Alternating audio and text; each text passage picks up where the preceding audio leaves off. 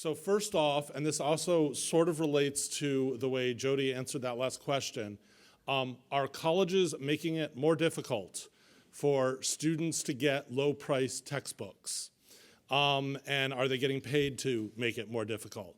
We did 2 stories in the last 2 weeks, one about George Washington University, and one about Southern Connecticut State University.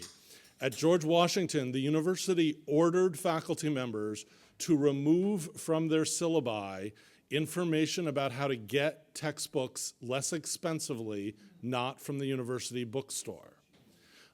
They backed down after faculty protested, but they said that they were trying to fulfill their contractual requirements with their bookstore manager. At Southern Connecticut State University, the university sent a cease and desist order to Chegg, which is a online textbook rental company, barring them from having any communication with their students about low-priced textbooks. Chegg is ignoring the cease and desist order and is instead publicizing this policy and similar policies at other universities. Now this runs directly counter to the movement of some student advocates and legislators to say that colleges should be required to always give the ISBN number of required textbooks so that students can more easily order online. The universities maintain that the exclusive deals that they do with bookstore providers are necessary to get them. When I posed the question to Southern Connecticut State, he said, well, look, we have a food service provider. And I said, so do you go after local pizza places if they put up flyers advertising their pizza? And then he said that actually the food service wasn't a good example. So this is an issue. Textbooks have become a hot button issue for many people who are concerned about costs. And so one, you have the debate that I'm talking about with regard to exclusive deals. You also have debate over how much to embrace free, open educational resources that are increasingly available. Here you have difficulties with some universities face opposition from faculty members who want to use the textbook that they've used all the time or to have more choice. So you have lots of trade-offs here over cost and flexibility and competition, and whether it's appropriate to have exclusive deals. I'm hearing already that there's a lot of interest about this issue from some lawmakers, and who my guess is will get involved in this soon, because it appears from what we've done so far that this is the case at lots of campuses. And seriously, think about this, they're saying, do not tell your students about less expensive options for the same book. That's a good story. I'd like lots of you to do the story so that we can find out just how widespread this issue is. Story idea number 2, modularity / the death of the course. This is sort of more of a think piece, but there's a bunch of ideas going on right now that act against the traditional course model. In the space of a 1-week period in the spring, the University of Wisconsin announced that they were redoing all of their MOOCs so that they wouldn't be modeled after courses, but would be 5 or 6 week modules. The same week, MIT released a big report on the future of MIT, and they speculated that MIT was headed away from courses and toward modules. In remedial education, one of the hot ideas is that rather than having semester-long remedial courses, you'll have modules, because many people who are in remediation might not need to learn all of remedial math, but there's one part that they really can't get. And the badging movement is about providing some sort of documentation that you have a specific skill that may not have been reflected into our entire course. Now, while some are projecting the death of the course, I think that's overstating it. I think we will continue to have courses, but where I think we are seeing real change is away from a course as the be-all and end-all and toward much more subdivided options, which also plays into things like online learning, competency-based learning. So I think modularity / the death of the course is a big issue. Title IX exemptions of a very different kind of Title IX, non-athletic Title IX exemptions. There has been a lot of fallout in the last 6 months over something the Education Department did last year, which is they said that transgender status was covered by Title IX. When Title IX was enacted, people weren't talking about transgender issues, so it wasn't really on the table. Now they are, and the Ed Department says it matters. There are also various provisions that let religious colleges seek exemptions from Title IX. And I've reported on several Christian colleges, and I suspect if you have Christian colleges near your readership, they are doing this. And they are explicitly seeking Education Department permission to either bar transgender or in some cases gay students from enrolling, from living in certain dorms, from having certain rights. The Ed Department, while activists on behalf of transgender and gay students are furious, they generally would say that the Ed Department has no choice under the law but to grant these exemptions, but it's generating a lot of debate. Literally, you have colleges saying, we want the permission to discriminate. I think it's an area ripe for more coverage. Can the department tell you who those are? If you ask the department, the colleges generally aren't advertising this. If you ask the department, did College X get an exemption, they will tell you, and they will give you the request. I mean, you have to file FOIA, but they'll give you the request where the college has to say which of their religious beliefs require this discrimination, and then the Ed Department answer back, which has been saying usually yes, but it sometimes limits it to, because of this biblical issue or theological issue you raised, we are granting you the exemption in this way. So that's another issue. Issue number 4, civility, and does it matter? There is a big debate going on right now over whether civility is an appropriate qualification to be hired, fired, tenured, or none of the above for faculty members at colleges and universities. A lot of this comes out of the blocking the hiring of a guy named Steven Saleta at the University of Illinois. He is well known for his anti-Israel tweets, and he thought he was hired. He received an offer letter. He signed the offer letter. The offer letter, though, said contingent on approval of the Board of Trustees. And as he was preparing to move to Illinois, he got a letter saying, this isn't going to the Board of Trustees, you're not being hired.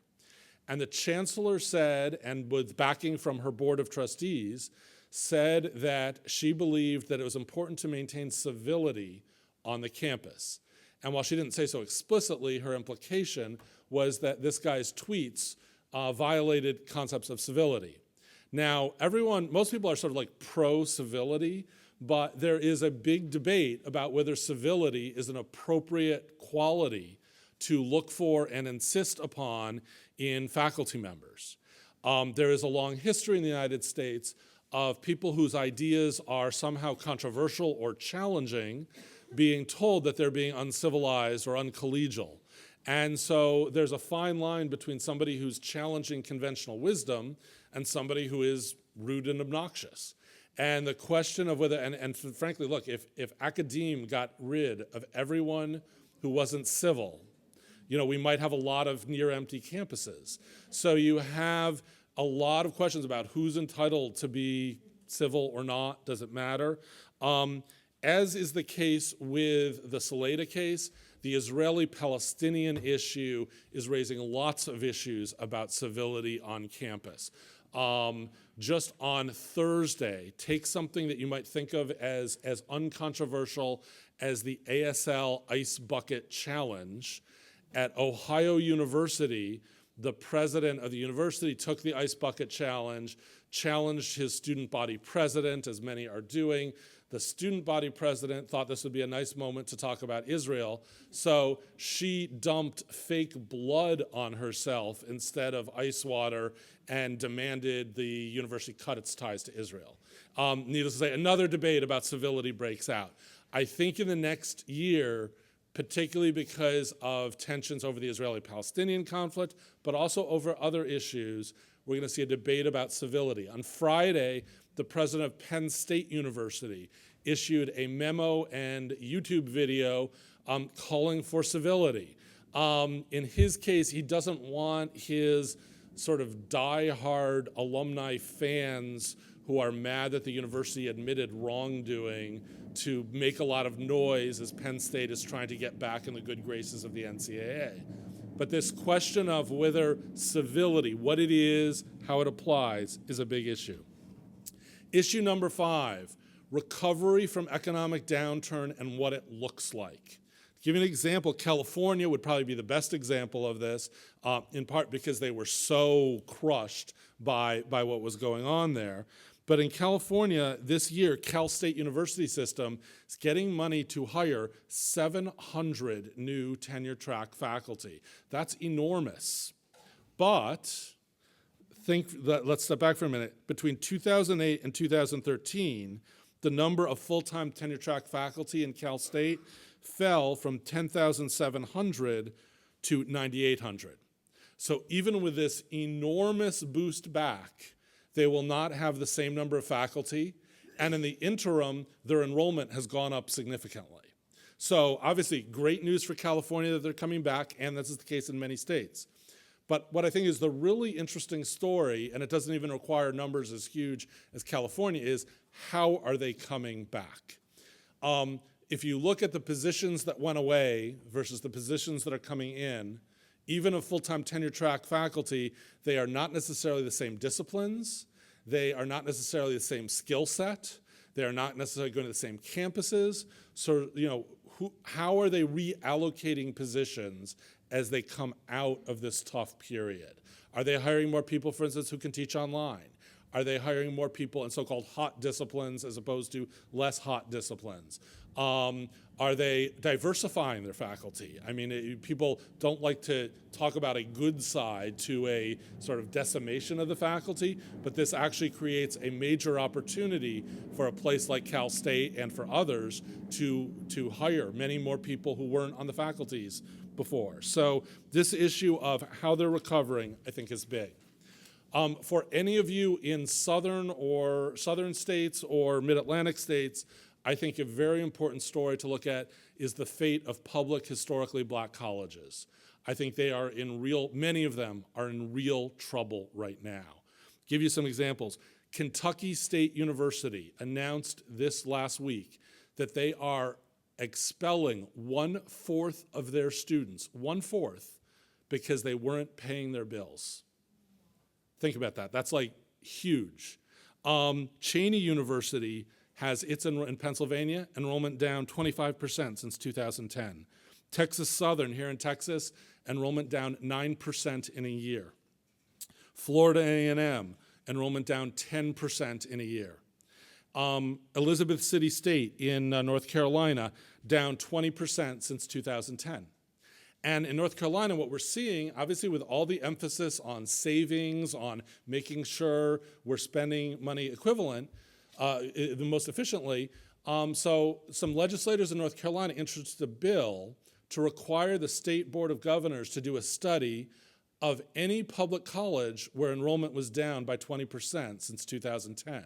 They didn't name Elizabeth City State in the bill, and so they were like shocked that people accused them of picking on Elizabeth City State, but I think they knew that it was this one institution.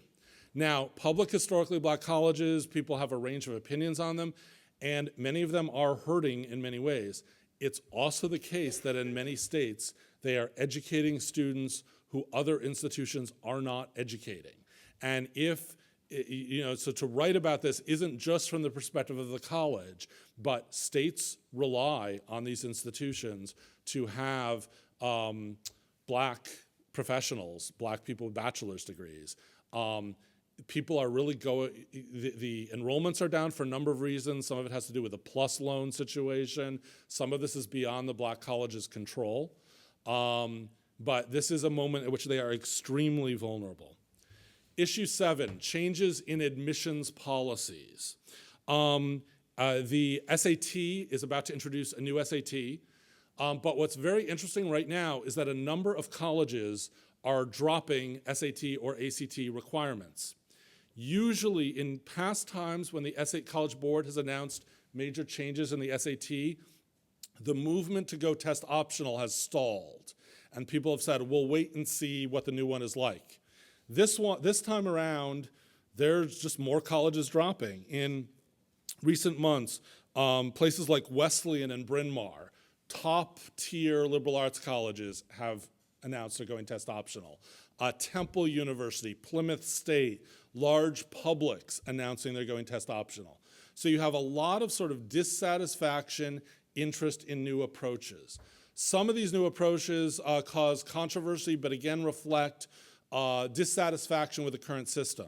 I wrote this week about Goucher College, which announced it has been test optional for some time.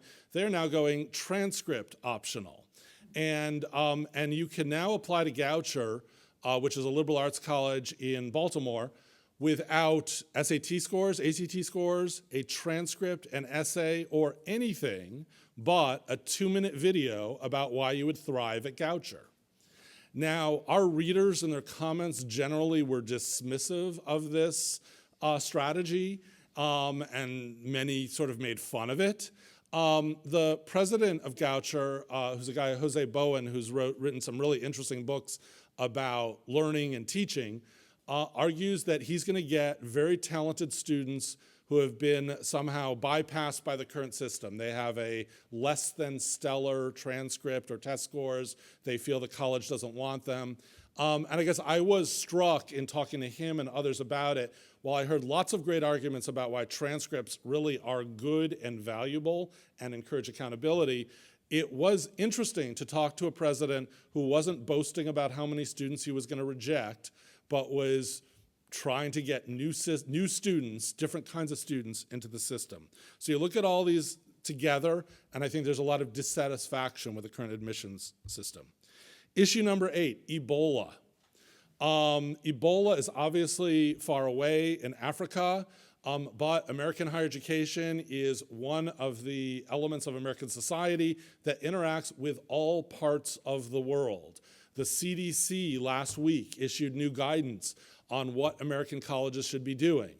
Now, in terms of the immediate impact, the countries where Ebola is the strongest are countries that don't actually send a ton of students to the US, nor do American universities send a ton of students there. Nigeria, where parts of Nigeria have been hit by Ebola, is a country with larger back and forth.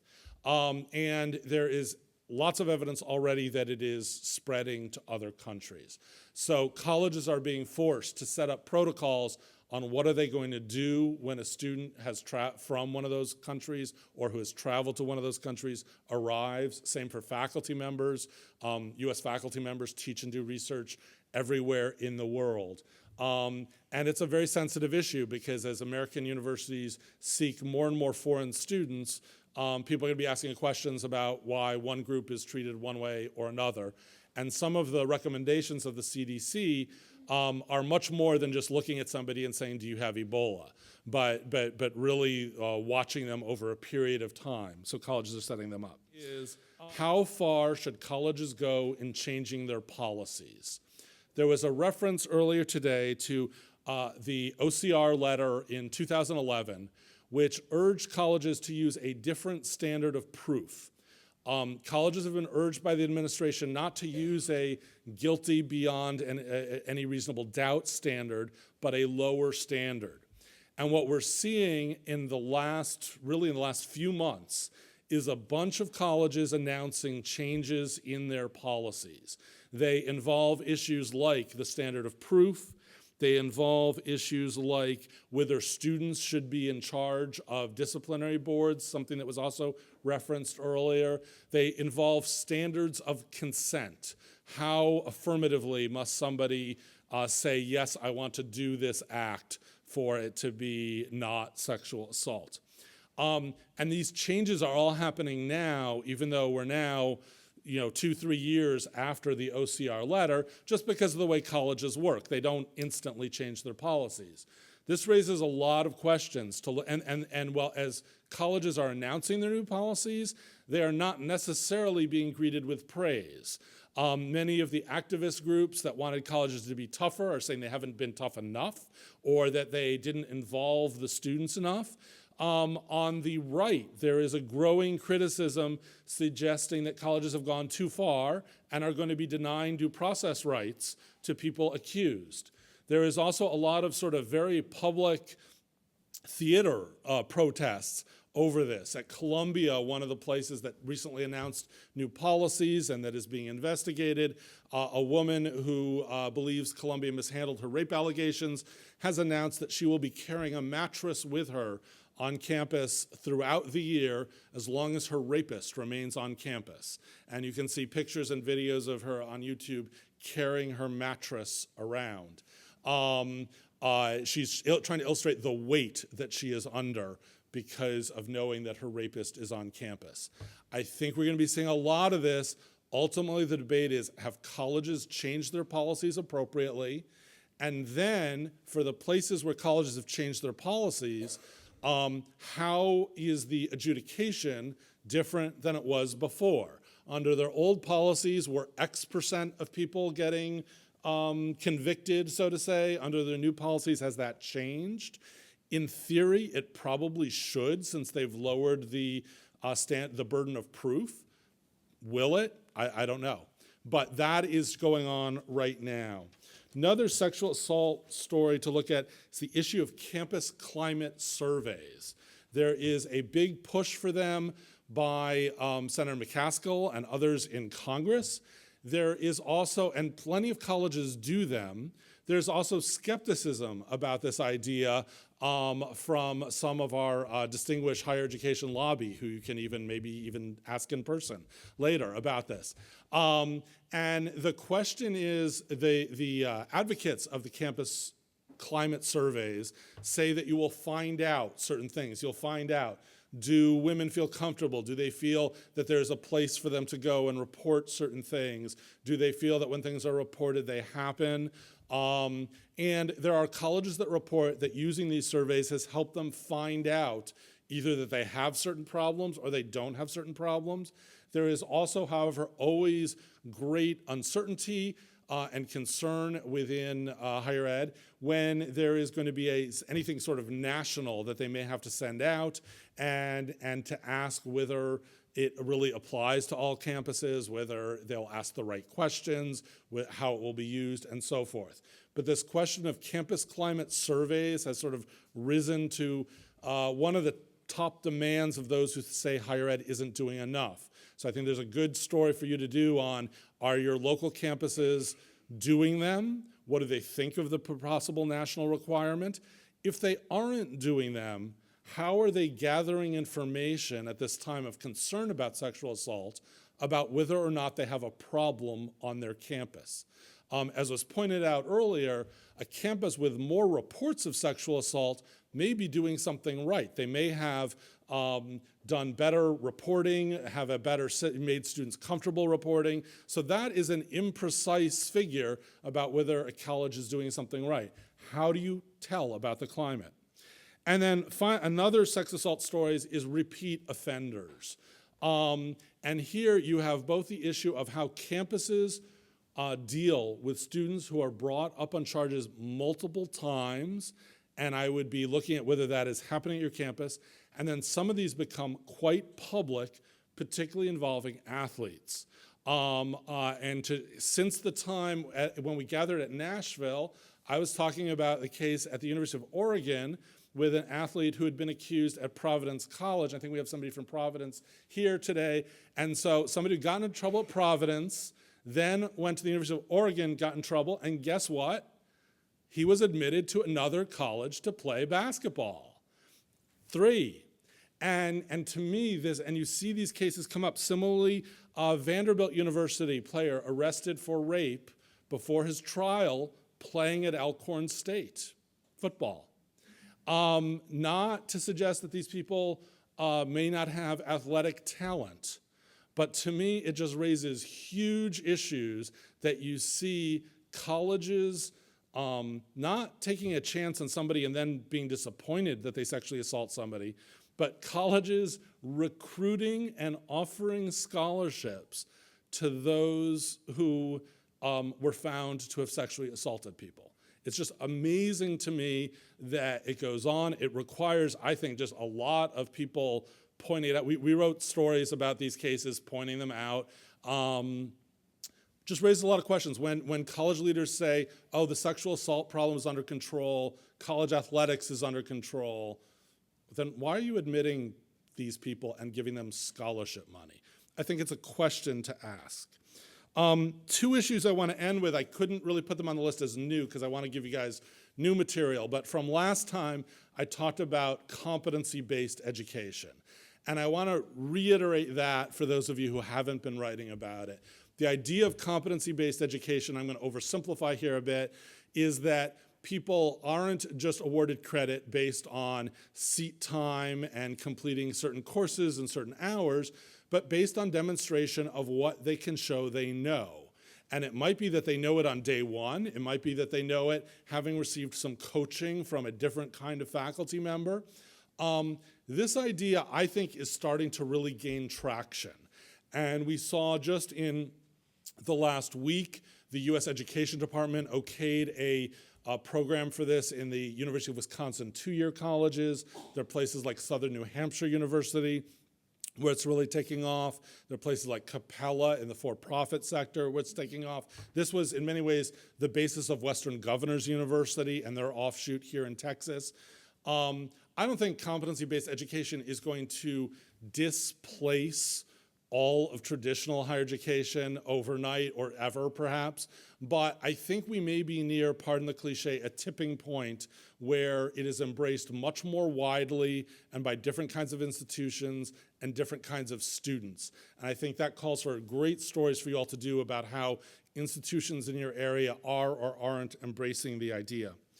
The final idea, this is sort of more mushy that I wanted to throw out, was a lot of people ask, particularly who are covering private higher education, people write in and say, how can I tell which colleges are going to die? Particularly if you're in an area where a small college has been doing layoffs and has been missing its enrollment targets. And it's very hard to tell because there are a lot of really economically struggling small colleges that from a purely economic standpoint, it's like they should have been dead a long time ago. But in fact, they soldier on, and many of them provide a great education somehow, miraculously.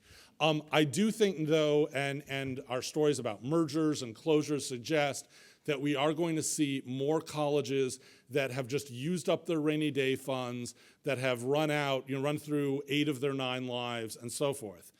My suggestion on how to look at which colleges will thrive versus not is to look for niches. I happened in August to visit 2 very disparate institutions. One is Sewanee, which is a liberal arts college, very traditional liberal arts college on a mountain in Tennessee. The other was Southern New Hampshire University. Both places, which are very different, was that they have clearly defined missions, and they seem to know what they are. And if I were you and looking at sort of which colleges are in danger, it's the more generic ones, the ones that don't sound like they are doing something that nobody else is doing.